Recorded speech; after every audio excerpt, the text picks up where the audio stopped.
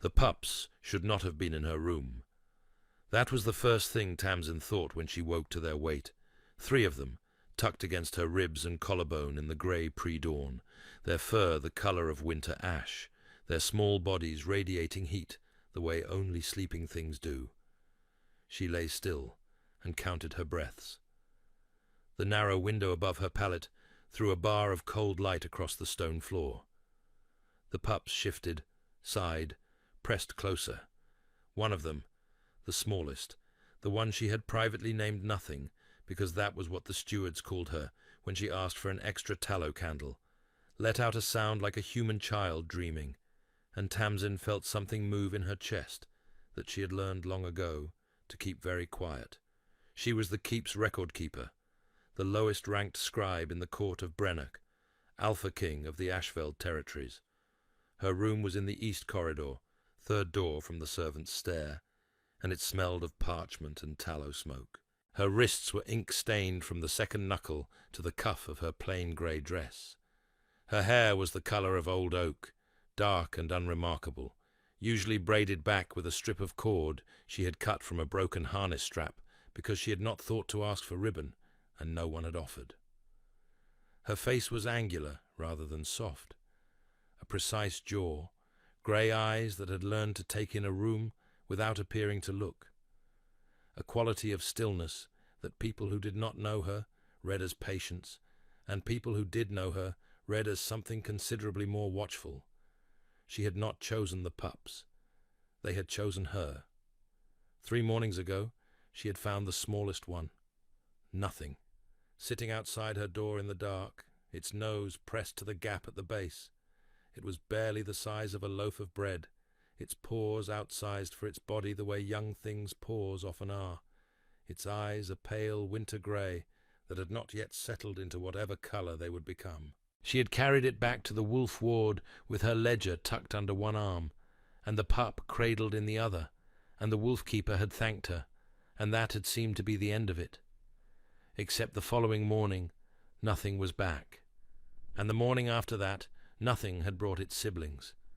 The wolf-keeper, an old man named Corbett, who had served 4 alphas and considered himself unmovable by almost anything, had looked at Tamsin across the ward yard for a long time when she reported it the second day. The ward was quiet at that hour, the morning feed not yet complete, the smell of hay and cold water and warm animal rising in the still air. The great wolf, Brennock's wolf, 7 years old, and the largest Tamsin had ever stood near, was watching from the far side of the enclosure. It had been watching her, she realized, with a quality of attention she recognized, because she used it herself. "They've not left the ward without leave before," Corbett said, more to the air than to her. "I'm sorry," Tamsin said. "I'll bring them back myself if—" "That's not what I meant," Corbett said, and turned away. She did not know what he meant. She was busy. The Alpha King was preparing to receive 11 delegations before the winter solstice, which meant 11 sets of territorial records had to be cross-referenced with the court's existing ledgers for disputes and inconsistencies, and that work fell to the scribes, which meant it fell, in the main, to Tamsin, because she was the only one whose writing was precise enough that no one ever sent a line back for correction. She did the work of 3 people. She occupied the room of someone who did not quite matter. These were not complaints. They were simply the dimensions of her life, as familiar and load-bearing as the stone walls of the East Corridor. She had come to Ashveld Keep at 15, brought by a distant relation who had secured her a position through obligation rather than warmth, and discharged that obligation by depositing her at the record room door. She had learned the archive in the way she learned everything, completely and without sentiment, working through the old parchments in order, cataloguing what had been left in disarray, building the system of cross-references that now ran like a spine through the keep's institutional memory. No one had asked her to build the cross-reference system. She had simply noticed that without it, the records could not speak to each other, and records that could not speak to each other were a collection of separate facts rather than a coherent account of a living territory, and a territory governed by separate facts rather than a coherent account made decisions in the dark. She had submitted the completed cross-reference index to the head steward 4 years ago. He had thanked her and promoted her from 3rd to 4th tier, which carried with it no additional compensation, but did give her slightly more autonomy over the East Corridor supply allocations, which she had used to increase her candle ration from 2 to 3. She had noted this transaction in her private ledger under the heading Institutional Outcomes, and had not thought about it as a grievance. You worked with what was available. What was available for Tamsin had always required precision and patience to make sufficient. She set the pups gently aside now, one at a time, and sat up in the cold. Brennock's wolf was 7 years old and enormous, and had never, in the memory of anyone currently living at court, shown interest in a single person it was not required by duty to accompany. It had once stood in the great hall for a full winter ceremony, and ignored entirely the Lady Karen, who had been presented to the court as the Alpha King's likely mate, a woman of distinguished bloodline and considerable personal presence, in favour of sitting with its back to the room and watching the south wall. This was spoken of in lowered voices. Lady Karen had smiled through it with the expertise of someone who had learned that composure was armour and rarely let the seams show. Lady Karen occupied the most important set of chambers on the 2nd floor. She had glossy, dark hair dressed with pins and winter berries. She had the easy movement of someone who had never had to carry anything heavy. She had the Alpha King's ear, if not yet his formal declaration, and she intended to have both before the snow fell. Tamsin knew this not because anyone told her, but because Tamsin read everything that passed through the record room, and a great deal passed through the record room, and she had long since learned to remember what she read. She washed her face at the basin. The water was nearly cold. She braided her hair by feel in the dark, her fingers moving through it with a precision that left no loose ends. She pulled on her dress, her thick wool overcoat with the fraying 2nd button, her boots with the cracked left sole that let the cold through. She tied the cord. She gathered her ledger, a thick, battered thing she carried everywhere, its cover reinforced with a strip of boar leather she had borrowed from the cobbler and never returned, its pages dense with her cramped, exact hand. And she went to work. The pups followed her down the corridor. She did not notice the first time because she was reading as she walked, cross-checking a land boundary notation against a survey from 4 years prior. She noticed the second time, in the main corridor, when a junior steward pressed himself against the wall to let them pass and made a face she had never seen a person make before. She stopped and turned. 3 wolf pups sat in the torchlight behind her, tails moving. "Go back to the ward," she said. Nothing tilted its head. "Please," she added, feeling faintly absurd. They did not go back to the ward. They followed her to the record room, where she lit her candle and opened her ledger and began to work, and after a while the 2 larger pups fell asleep under the table, and nothing put its chin on her foot, and she decided this was, for now, not her problem to solve. It became a problem 11 minutes later, when the Alpha King walked through her door. She had seen Brennock at a distance. Everyone had seen him at a distance. He was the kind of person distances formed around naturally, a stillness in him that rooms accommodated, a quality of attention that made people feel observed, even when he was looking at the wall. He was broad in the shoulders, and carried height as though it were simply a fact about him rather than something to manage. His hair was dark and close-cut. His eyes were the colour of slate in wet weather. He had a scar that ran from his left jaw to the corner of his mouth, thin and old, from a challenge in his early kingship that everyone in the court had opinions about, and no one discussed directly. He wore plain clothing in the early hours, wool, dark-dyed, practical, the way men who had nothing to prove often did. He stood in the doorway of her record room and looked at his wolf pups sleeping under her table. Tamsin set down her pen. She stood. Her chair scraped against the stone floor. "Alpha King," she said. A pause. He was looking at his pups. Then at her foot, where nothing sat, its chin resting on her boot. "They followed me," she said. "I tried to redirect them. I'm sorry. I'll take them back to the ward after first sitting." "How long has this been happening?" 3 mornings. Another pause. Not hostile, not warm either. Simply the pause of someone processing information that did not fit his existing categories. "And you have been working around them?" There was no reason not to. He looked at her then, directly. The quality of his attention, up close, was like standing in a doorway with the wind coming through. Not violent, but difficult to ignore. "Your name," he said. "Tamsin, Senior Archivist, 4th tier, East Corridor." "I know what corridor the East Corridor is." "Yes, sorry." A brief, almost imperceptible shift at the corner of his mouth. Not quite a smile, something more like a notation. "I'll send Corbet," he said. "They may not go with Corbett," she said, and then immediately regretted the words.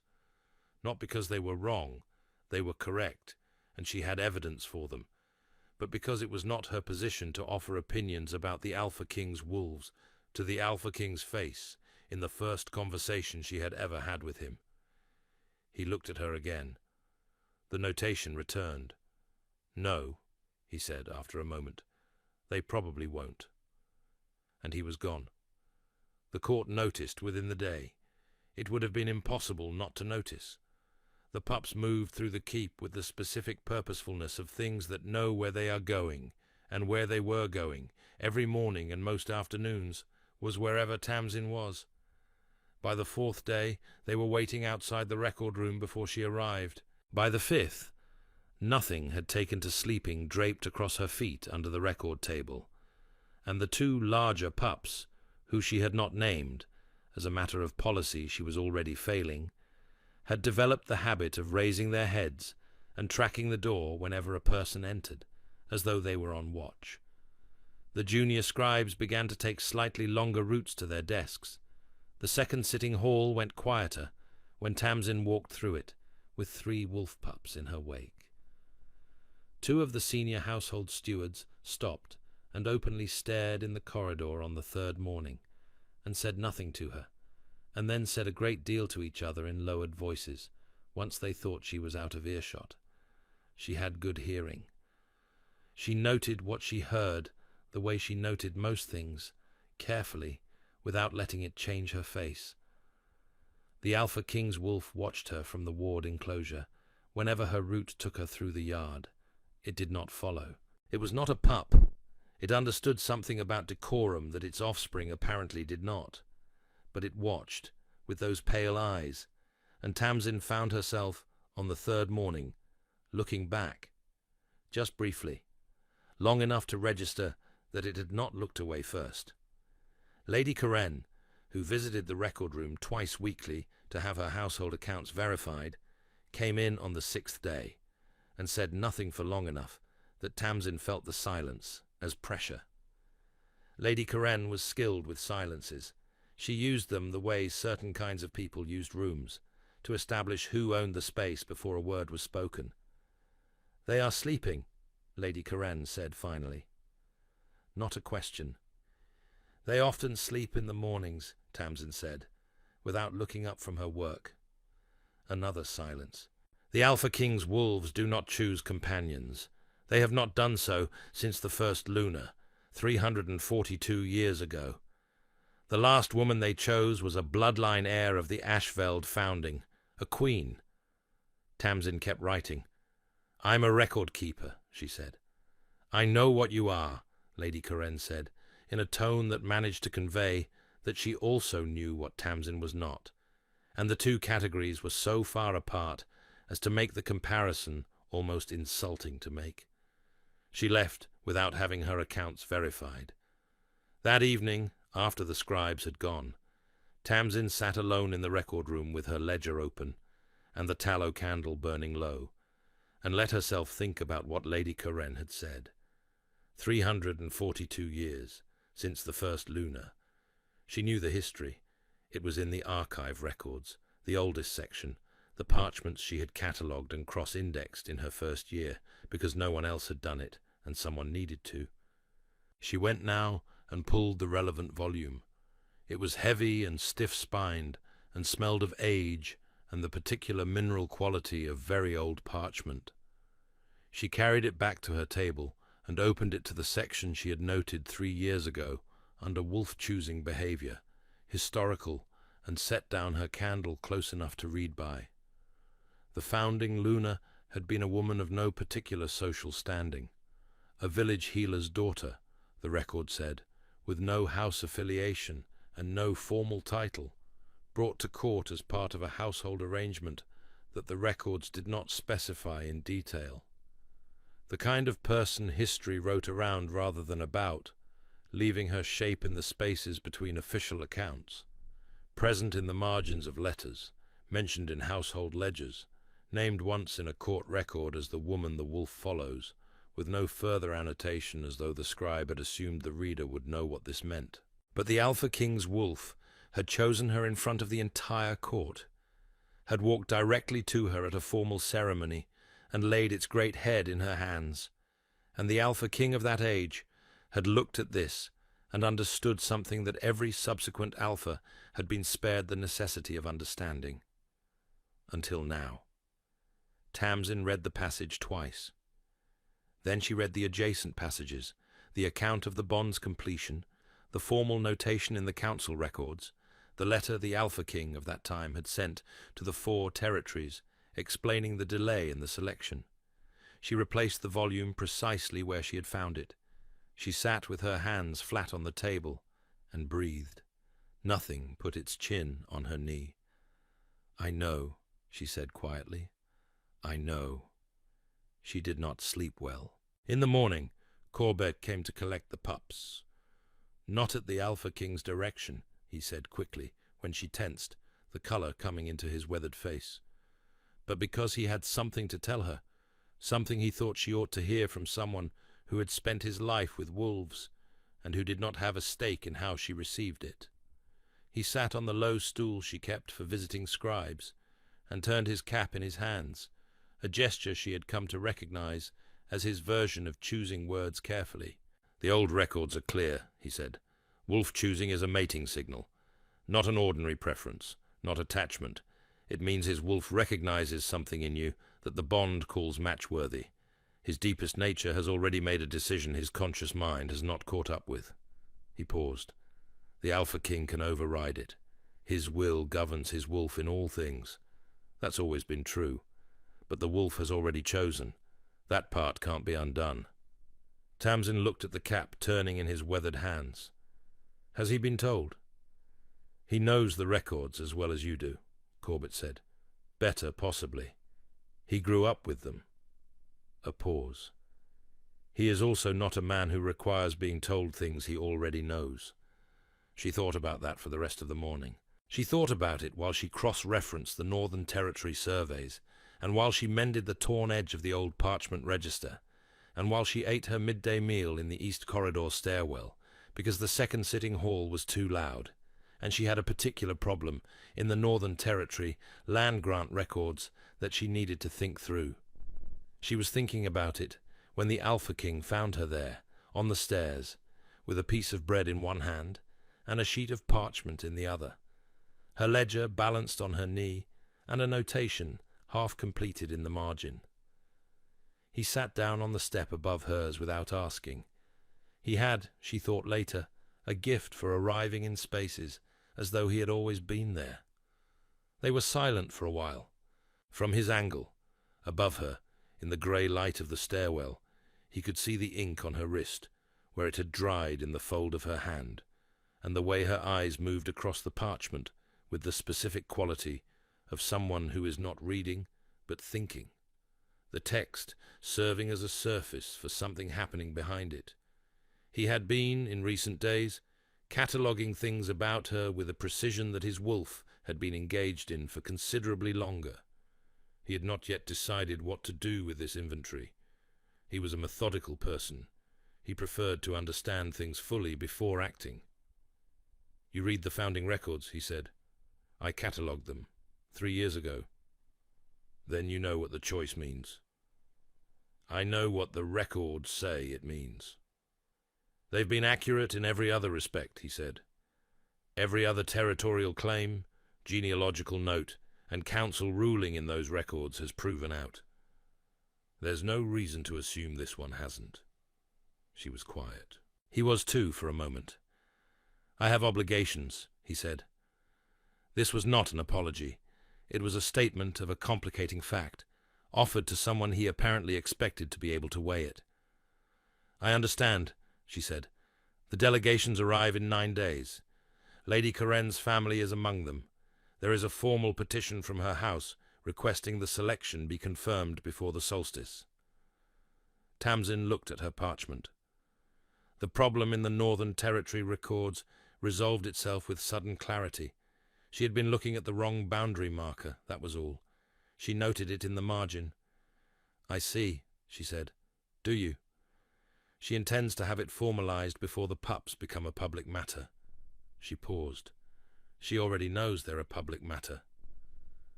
Another of those notations at the corner of his mouth.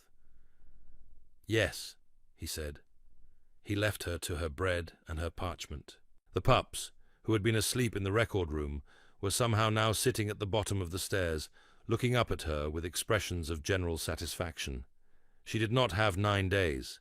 She had, she calculated, fewer, because Lady Coren would not wait for the delegations if she felt threatened, and Tamsin had spent enough years watching people with institutional power to know exactly how quickly they moved when they felt the ground shifting under them.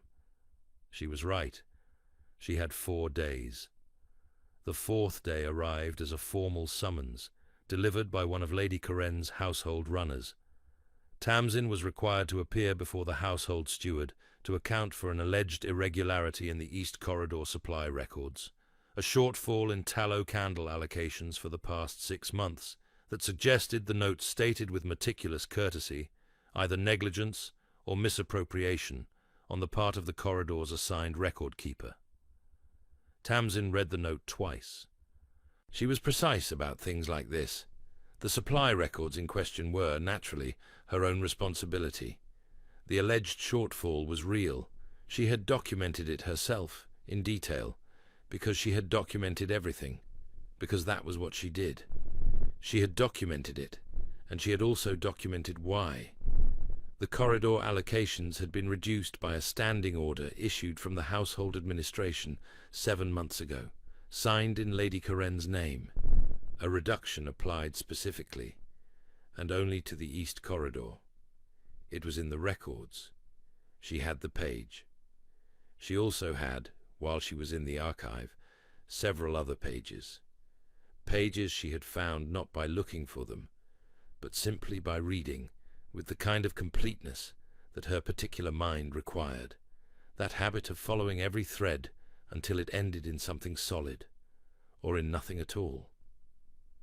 She had read the household accounts. She had read the council petitions. She had read the selection documentation that Lady Coren's family had submitted, and she had read it carefully, and one line in that documentation had sent her back to the genealogical records, and what she had found there had kept her awake for 2 of the 4 remaining nights. The bond declaration in the petition was false, not imprecise, not ambiguous, false. Lady Coren's family had submitted a bond verification record signed by an elder from the Ashveld Eastern Territories, a credentialed record of the mate bonds manifestation, the kind of institutional documentation the selection required, and the elder's seal was incorrect. The seal on record in the genealogical archive for that elder did not match the seal on the petition. Someone had reproduced it. Someone had been careful, but not careful enough. You had to know exactly what to look for, and Tamsin, who had spent 3 years with her hands in those records, knew exactly what to look for. She spent the night before the hearing copying the relevant pages in her most careful hand. She compared the seals, line by line. She made notes in the margins in a shorthand she had developed over years, small and dense, and hers alone. By the time the candle guttered, She had what she needed. She appeared at the household steward's hearing the following morning in her grey dress, her fraying coat, her cracked left boot. She had her ledger. She had her copies. She had the original pages from the archive, which she had signed out through the formal borrowing register, because she did not take things without noting them, even in extremity. The steward's chamber was on the second floor, 6 doors from Lady Coren's apartments. It was a formal room, a long table, dark wood scarred with the marks of decades of council business, candles in iron stands at intervals along its length, 2 narrow windows that admitted a flat grey morning light. The floor was cold stone, the same cold stone as everywhere in the keep in winter, and Tamsin felt it through the crack in her left boot as she took her place at the table. She had felt that cold for 3 years. She thought of it, briefly, with something that was almost affection. It had kept her precise. Lady Coren was present, seated beside the steward's table as an interested party, her dark hair perfectly dressed, her expression that of someone who had planned this room entirely and was waiting for it to conclude on schedule. She had brought 2 of her household women. They stood near the wall in that specific way that meant they were there to witness, not to speak. Tamsin noted them. 3 council members were present as observers. This was unusual for a supply records hearing. Tamsin noted it and said nothing. She understood now the full shape of what had been arranged. Lady Coren had not simply filed a complaint. She had built a structure, a formal record of misconduct, witnessed by council members, that would remain in the institutional archive regardless of what else happened in the coming weeks. Whatever the outcome of the bond verification question, there would be documentation of Tamsin's negligence. That documentation would do its work quietly, over time. It was, Tamsin reflected, taking her place at the table across from the steward, a well-designed approach. She would have noted it with professional appreciation if it had not been aimed at her. The steward read the charge. Tamsin listened without expression. "Do you dispute the shortfall?" the steward asked. "No," Tamsin said. "The shortfall is documented. I documented it. I also documented the standing order that caused it." She placed the relevant page on the table.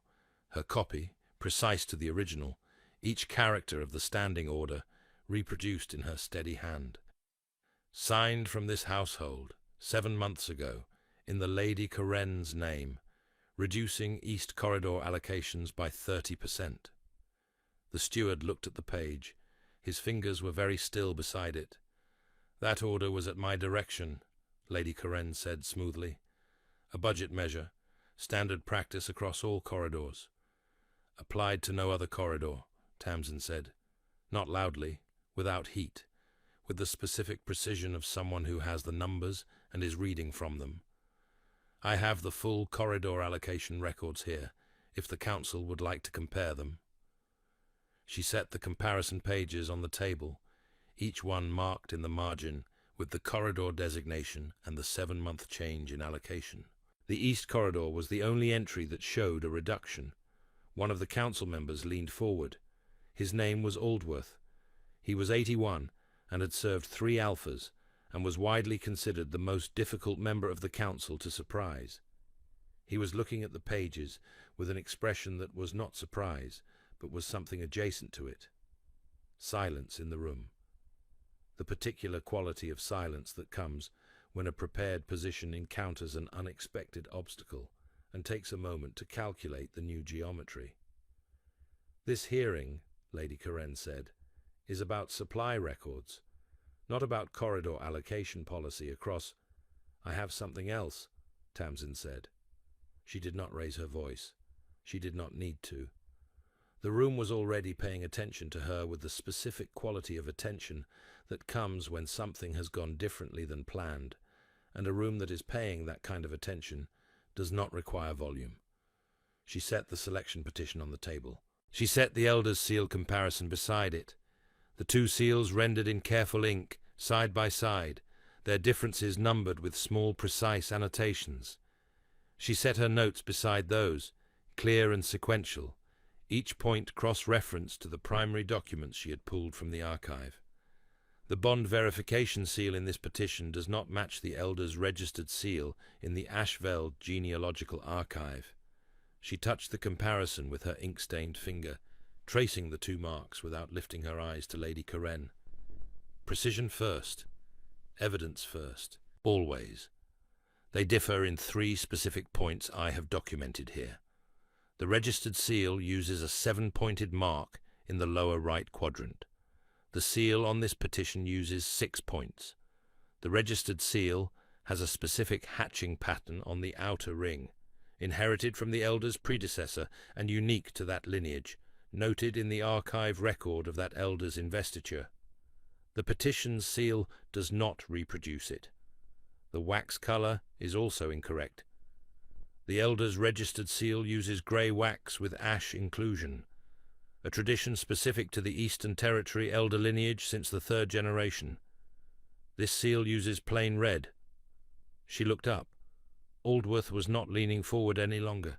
He was sitting completely straight, his hands flat on the table, his old eyes moving between Tamsin's face and the documents in front of him. The other 2 council members had not moved.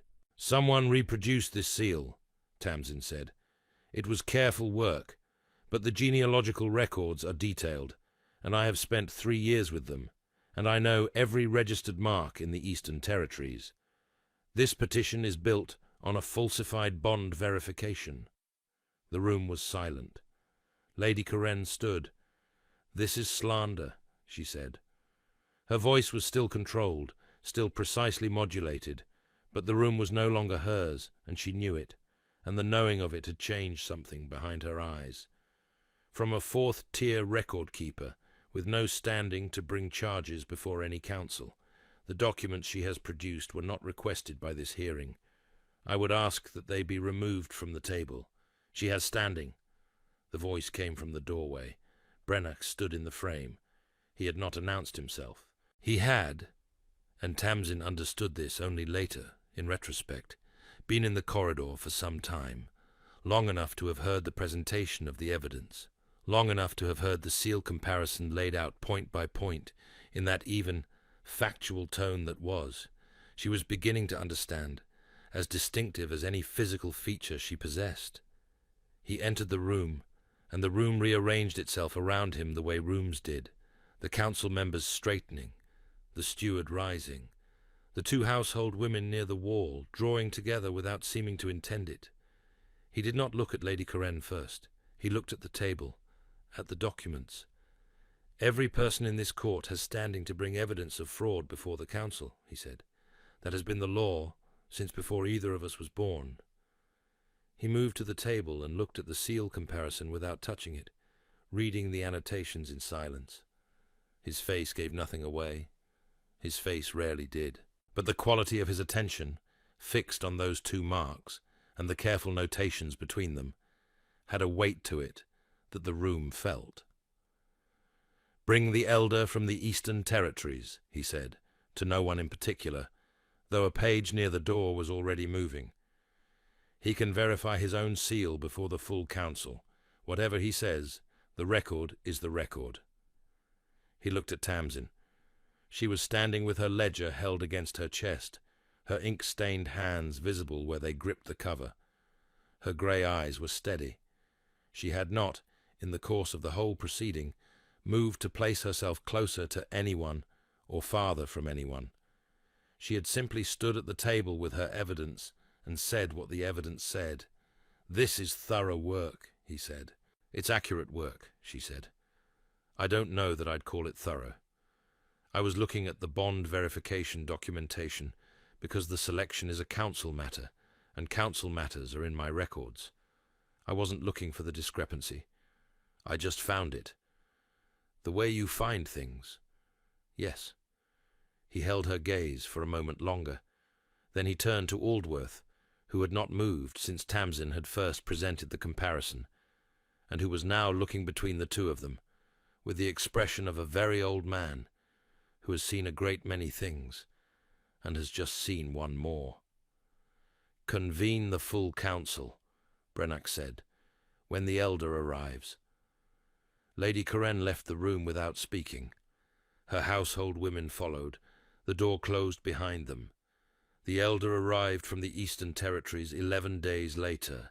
He was a spare, grey-haired man in his 60s who wore the Eastern Territory colours and carried his seal on a cord around his neck, and when the council placed Tamsin's comparison documents in front of him, he looked at them for less than a minute. "That is not my seal," he said. The statement was entered into the record. The bond verification petition was struck from record.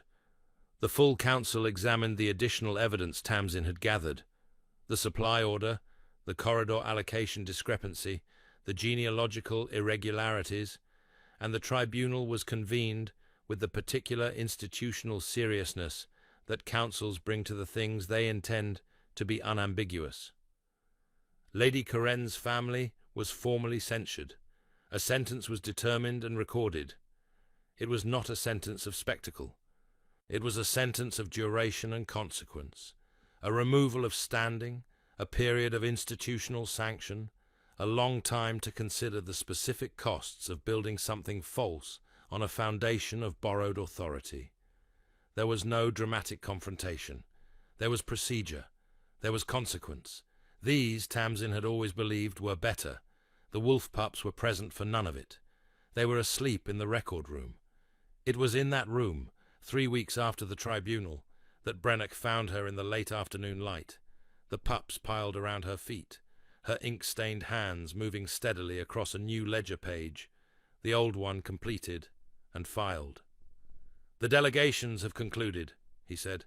"I know. I have all the records." "All the records," he repeated. "The territorial surveys, the boundary claims, the new trade agreements, the 3 disputed inheritances in the south are still outstanding. I've flagged them."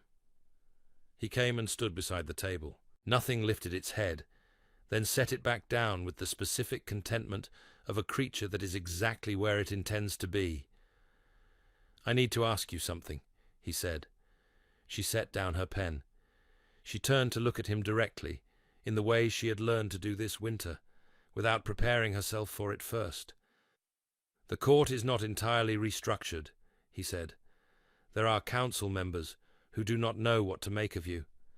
There are people who will resent the tribunal's outcome for a long time. It will not be simple." "I know. You could leave, if you chose to. I would give you a letter, not a dismissal, the opposite. Letters to any court in the 4 territories. You would not want for a position." She looked at him. The late light came through the narrow window and fell across the stone floor between them. "Is that what you're offering?" she said. "No," he said. "I'm offering you a choice, because you are someone who should have one." A pause. The quality of his attention settled into something quieter. "What I want to offer is different. But I wanted you to know the door exists before I said the rest." She was quiet for a moment. "The wolf chose me," she said. "Yes. And the records were correct. In every other respect. Then they're probably correct in this respect too." He looked at her. That notation again, at the corner of his scarred mouth, but warmer now, more definite. "Stay," he said. "Not because the records say so, not because the wolf chose first, because I am asking, and I would like you to say yes, and I am prepared to listen to whatever conditions you have." She thought of the cold corridor, and the cracked boot, and the 3 years of work that no one had looked at closely enough to find what she had found in it. She thought of nothing, sleeping on her foot. She thought of the particular relief of being in a room where someone was paying attention. "I have one condition," she said. "Name it." "Better candle allocations for the East Corridor." The notation broke into something that quietly, and with evident effort, became a real smile. "Done," he said.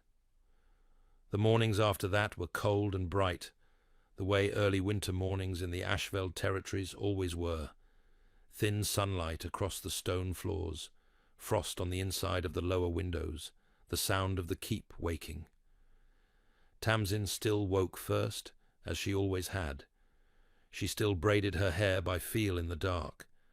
She still wore the fraying coat, though someone had, at some point she could not precisely identify, replaced the broken second button without comment. The pups were there. They were always there. Nothing pressed against her ribs. The other two sprawled across the foot of the bed in a posture of absolute physical confidence that she had come to find obscurely comforting. The great wolf, Brennach's wolf, 7 years old, chosen and undeniable, had taken to sleeping outside her door on the nights Brennach was away on council business, a warm mass of grey in the corridor that junior scribes navigated with expressions of deep personal uncertainty. She was still the keep's record keeper. She was also, as of a formal council notation, that she had filed herself because someone had to, the Alpha King's confirmed mate. A category the genealogical records had not needed to accommodate since the founding Luna, 342 years prior. There were still council members who did not know what to do with this. Tamsin had noted their names, as she noted most things, and was patient about them, the way she was patient about most problems that had a solution she could simply wait for. Brennach told her things in the mornings. Matter-of-factly, as reports, the state of the Northern Road dispute, his opinion of the Eastern Council members' new trade proposal, a long-standing complicated relationship with the head of the Wolf Ward that he described in the specific tone of someone who has never found the right moment to resolve a thing and has begun to accept this. She had come to understand that offering information that cost him something was his version of intimacy, and she had come to understand that her version was being precisely herself in his presence without arranging herself first. And these were not the same version, but they were compatible, which she suspected was the better thing to be. "The council wants a formal ceremony before spring," he said one morning, leaning in the doorway, watching her write. "I know. I have the scheduling request. I filed it under pressing. That's where you file things you're avoiding." She looked up. Her grey eyes held the quality of someone who has stopped pretending that pretending works. "Yes," she said. "Would you prefer a small one? I would prefer it not to feel like a tribunal. I can work with that." Nothing shifted, resettled, breathed. The morning light moved slowly across the stone floor. The three of them existed in the room together, in the comfortable and specific way of things that have found, after considerable effort, exactly where they are supposed to be. Outside, the Ashveld pines were frost-white against a clear sky. In the record room, the tallow candles, 4 of them now, because the East Corridor allocation had been formally revised upward, burned with steady light. Tamsin turned her page and began to write. If something ancient and impossible chose you without asking permission, and you had no explanation for it and no way to undo it, would you have stayed? Let me know in the comments below. I read every single one.